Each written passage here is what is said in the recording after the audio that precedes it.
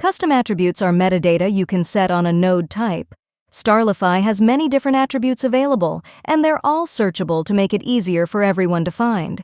You will find the Custom Attributes browser in your browser's panel. You must have admin access to edit custom attributes in the workspace. Open Custom Attributes. Here, you can see all the different nodes and options that can hold a custom attribute. Let's create a custom attribute for a system. Click New Custom Attribute. You can choose from different attributes, such as radio buttons, toggles, checkboxes, etc., and set a default value. Select the type of attribute you want to create and give it a name. Click Create Attribute. Your new custom attribute is now listed. Now you need to give it some properties. Select your attribute from the list, click Add option, and give it a property.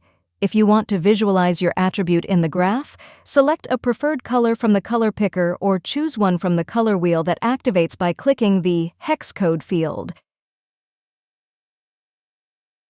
You can set a default attribute on some of your attribute options. Click the small button or box to the left of your attribute, and it will be selected as a default.